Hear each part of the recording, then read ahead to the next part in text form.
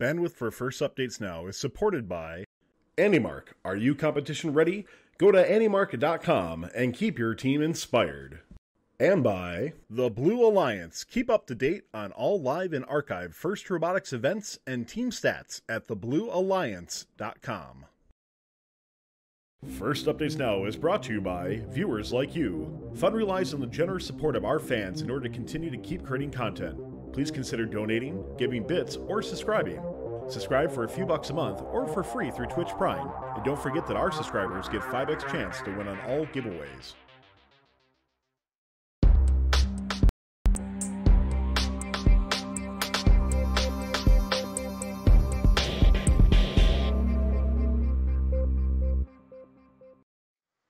Good evening, everyone, and welcome to the show where I'm wearing a hoodie even if it's 60 degrees outside.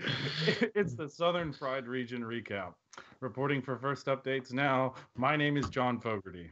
I'm Ben Sterling. I'm Sky Leak. And I'm Catherine Tice. Week 4 was probably the most exciting week of First Power-Up play yet. We saw some amazing upsets and some really strong gameplay across the country.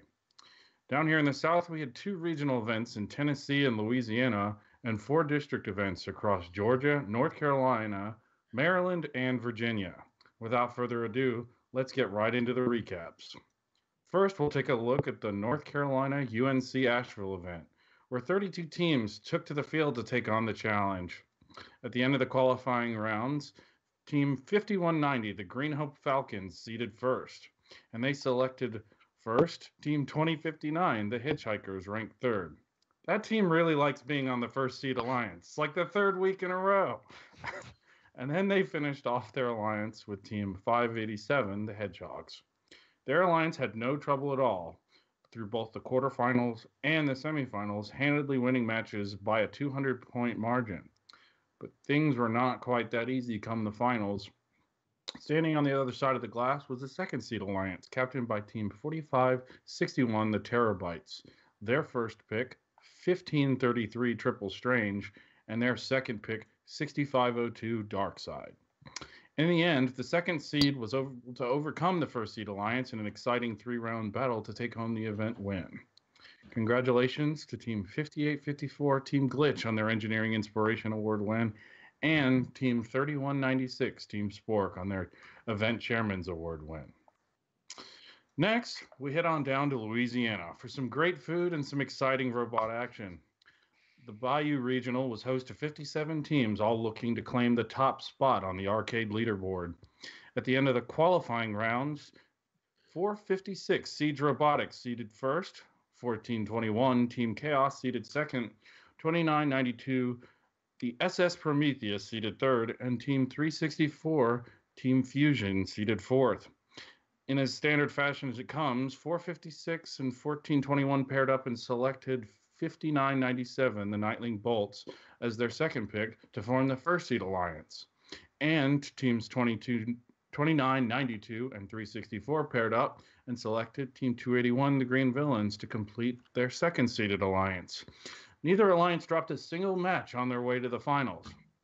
Now, in the finals, there was a really exciting battle for the scale, as the entire Blue Alliance was capable of placing power cubes up high. However, drop cubes made the real difference, as the Red Alliance, 456 and 1421, were battling 364 and 281 for control of the scale. The scores were extremely close, as both matches were separated by about 10 points in the end. The double climbing capability of the Red Alliance was what really helped them pull off the victory in the end of Finals Match 1, as the Blue Alliance was not able to match. The second finals match was equally close, and had it not been for a very unfortunate incident with Team Fusion 364 getting beached on the scale for a few seconds, causing a tech foul, the Blue Alliance might have been able to pull things into a 3rd match. In the end, the 1st seed alliance claimed the victory and the event win. 2992 claimed a wild card from the event, and of course we'll be seeing Team 364 Team Fusion again at Worlds thanks to their wild card from Rock City. Congrats to Team 6652 Tigre Robotics on their Engineering Inspiration Award win, and Team 2080 Torbotics on their Event Chairman's Award win. How are your events this week, Ben? Columbus was a lot of fun this year. We had 33 teams competing, including some of my favorite teams like 4910 East Cobb Robotics, 4188 Columbus Space Program, and of course my team 6325 Reset Robotics. It was great seeing them compete again. We had a couple interesting qualification matches, including match 5, where a red card was given to the entire Red Alliance. It's the first red card of the state, I believe, so a little bit interesting. We also had quite a few tipped robots. One team, 2974 Walton, they tipped over so often they ended up taking their team photo with the robot on its side, which I thought was hilarious. Even they got a kick out of it. But at the end of the qualification rounds, the first ranked team was 4910 East Cobb Robotics, just like last week or 2 weeks ago at their last competition. They picked 2974 Walton Robotics and 6925 WA Robotics to join their alliance. This powerful alliance had absolutely no trouble getting through elimination rounds, especially once 4910 got their scale scale autonomous working perfectly. They were undefeated in all of the elimination rounds. They won both their qualification matches, both their semifinal matches, and then both the final matches against the third seed alliance, captained by 3635, the Flying Legions. Also on the third seed alliance was 4941 Robobib and 3344 Robocops. Now, 3344 actually wasn't the second pick. They were a backup bot brought in. They were brought in to replace the actual second pick of 6023. But as I said before, the third seed alliance was no match for that first seed alliance, unfortunately. They lost both their finals matches by over 200 points each. This is actually the second event that first seed captain, 4910, has won. So they're doing quite well this year, and I expect them to do really well at the state championship 2 weeks from now as well. Now, taking home the Chairman's Award was 4188 Columbus Space Program. Oddly enough, this is the first time they've ever won Chairman's Award, and with the amount of the extensive amount of outreach they do, I'm a little bit surprised to hear that. But they definitely deserve to win. I'm pretty happy they did. Engineering Inspiration Award went to 2415 the Wired Cats, who had a pretty interesting design where the cube kind of flipped over the top of the robot. I really liked it. I didn't really expect it at first. It kind of looks like a normal lift when you first see it, but it just flips right over the top. It's kind of cool. But yeah, so Columbus was a lot of fun. Sky, how was the Central Maryland event? All right, into Central Maryland. This event of 38 teams, including the perennial powerhouses of 1629 Garrett Coalition, 836 the Robo-Bees, 2367 Space Raiders, and 3941 Absolute Zero Electricity, and 5115 Night Riders. Some other familiar faces were also there, with 1727 Rex. They were winners at Central Maryland, and 4456 Met Cadets, winners at Greater DC, and 4472 Supernova. After the dust settled with qualification, 1629 Garrett Coalition landed on top by a wide margin. With a record of 11-0-1, they nabbed the number 2 ranked team, 4472 Supernova, and 1727 Rex on the way back. This alliance would power through the playoffs and land themselves in the finals, facing the number 3 alliance from the other side of the bracket.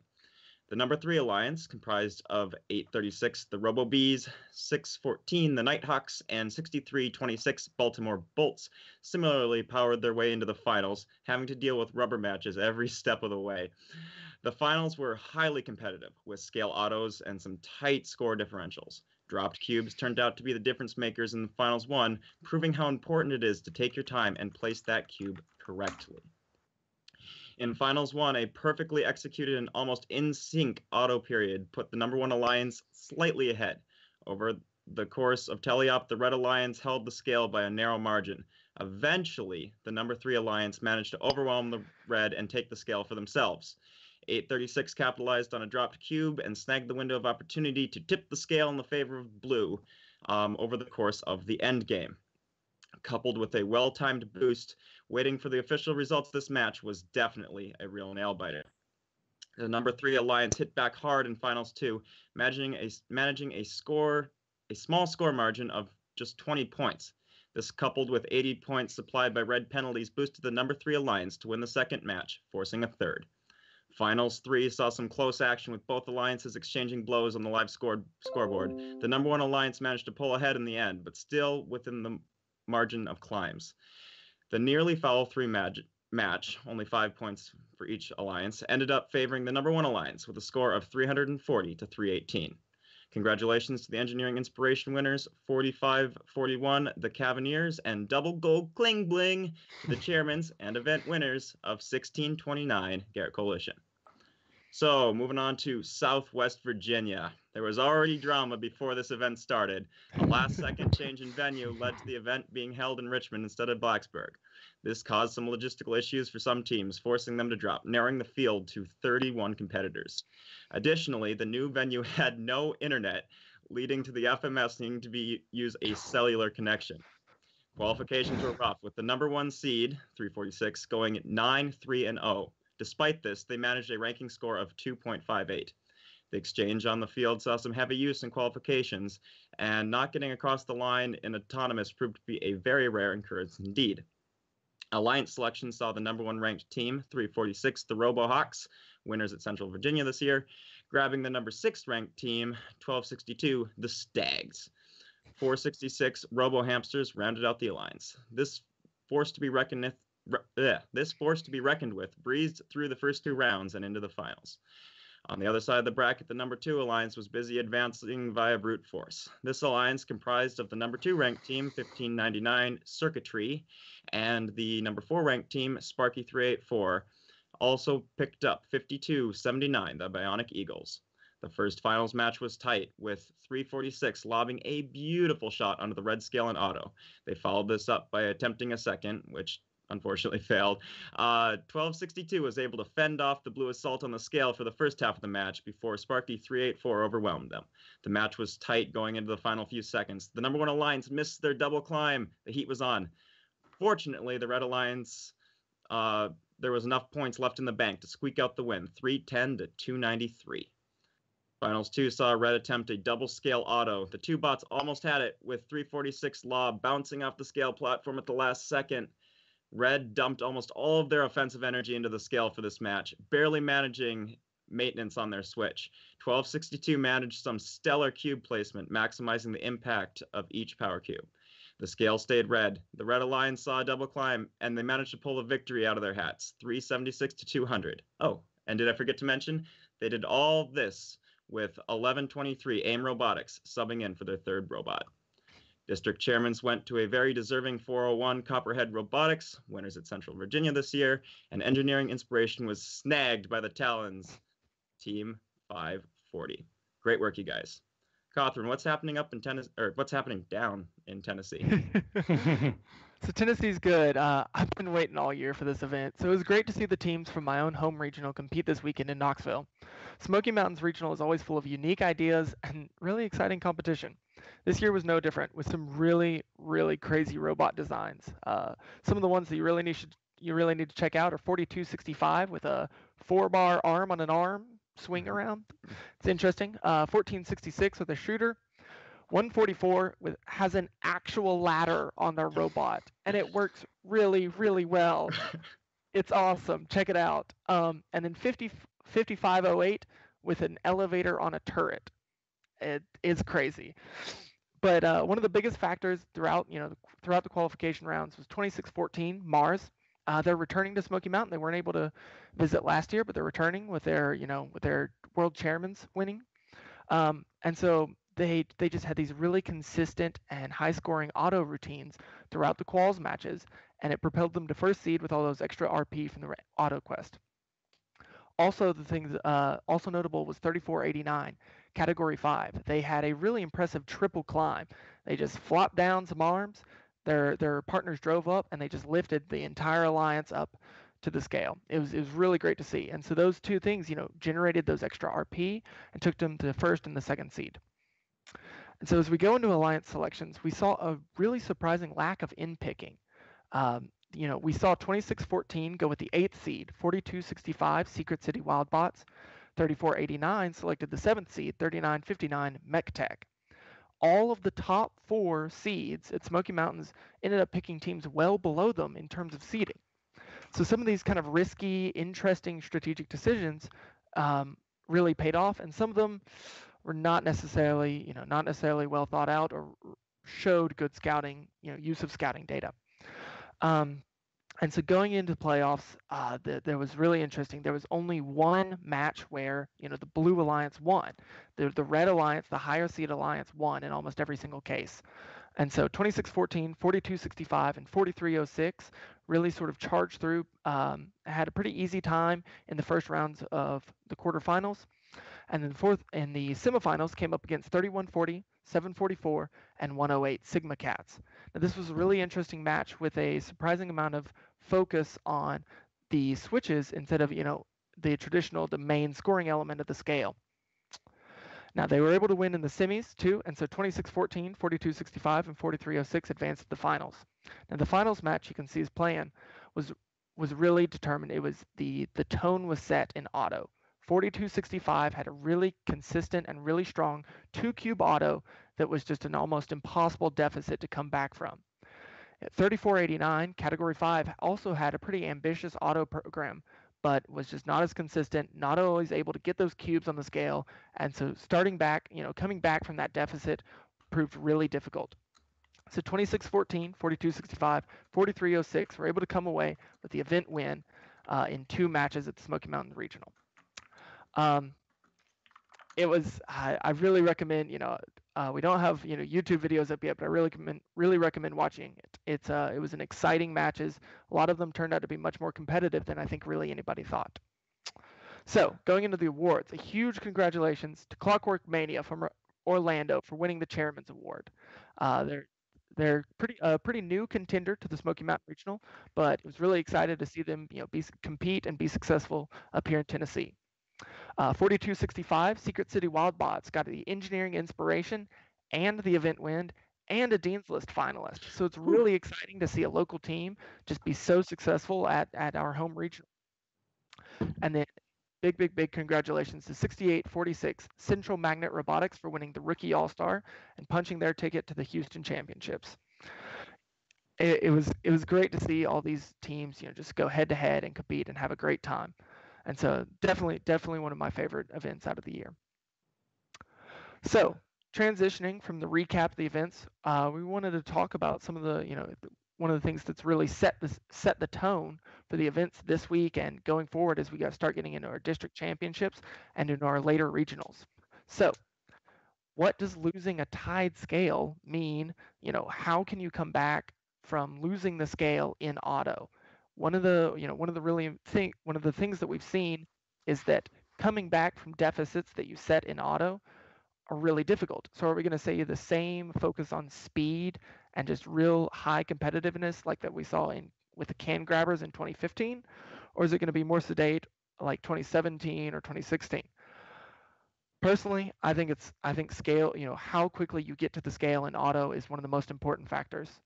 We saw it in Waterloo, we saw it in Smoky Mountain, we saw it in Indiana, we saw it all over the place that how quickly you get to the scale in auto and how many cubes, how much of a deficit you can build up in auto determines the match at the highest levels of competition.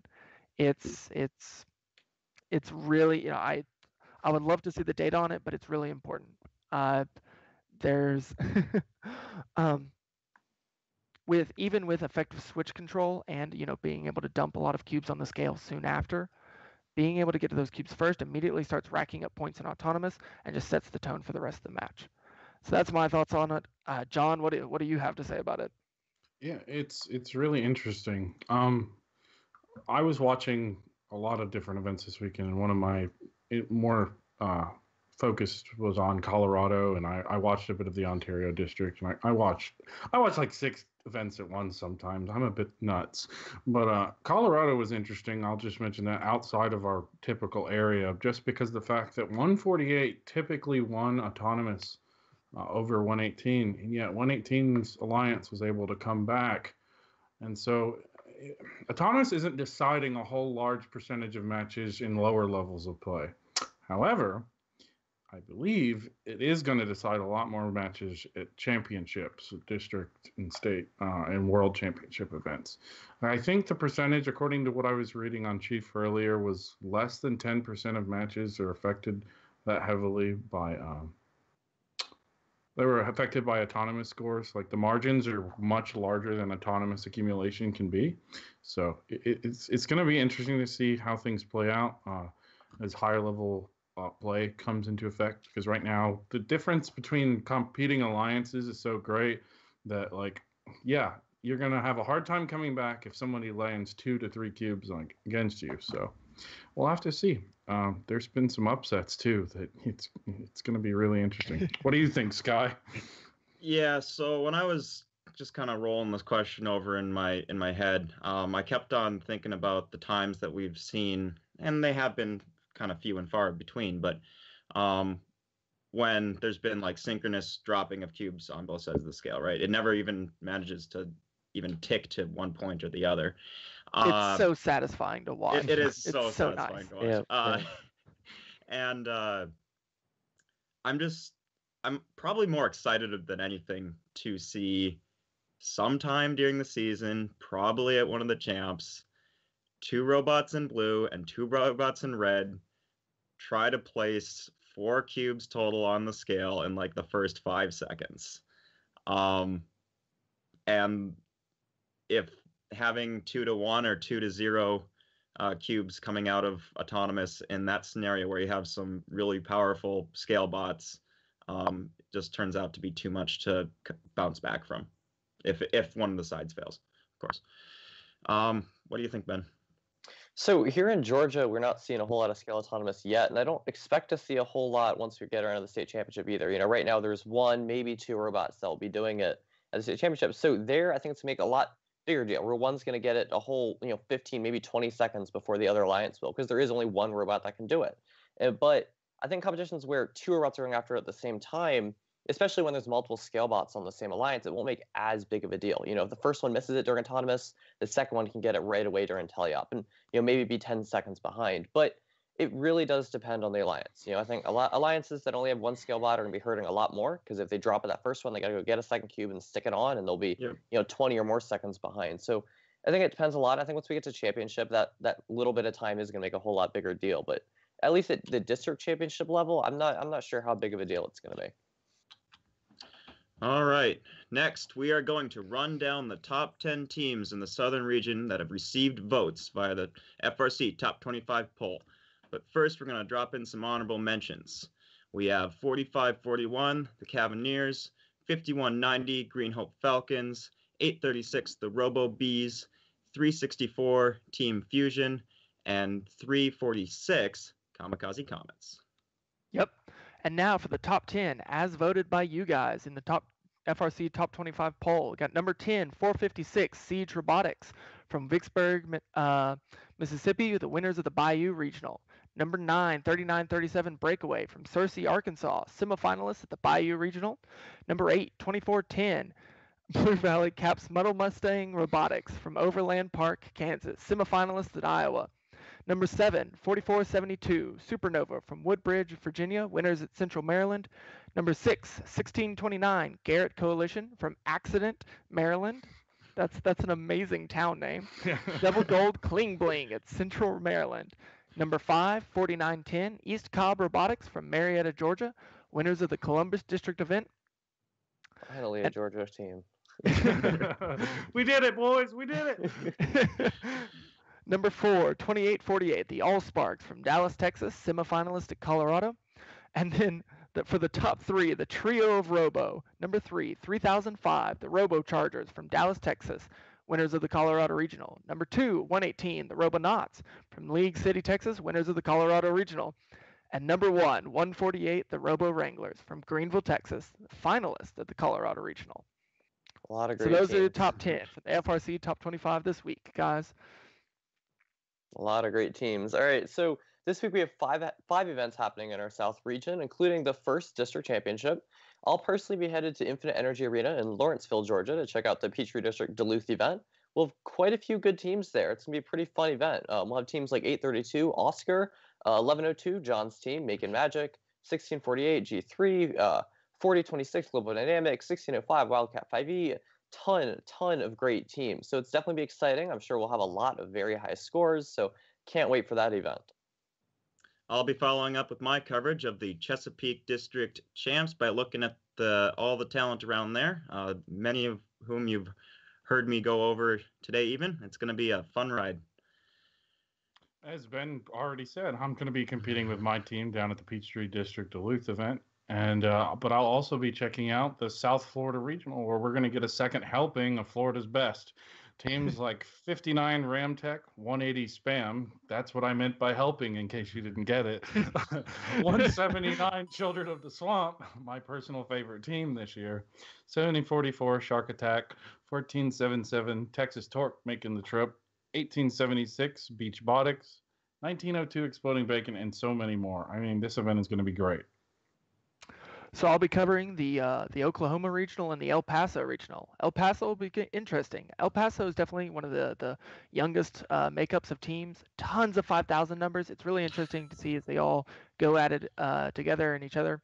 And it's really fun to see. Also, Oklahoma will be great. I'm sure a lot of people have their eyes on 1296 Full Metal Jackets and 1806 SWAT.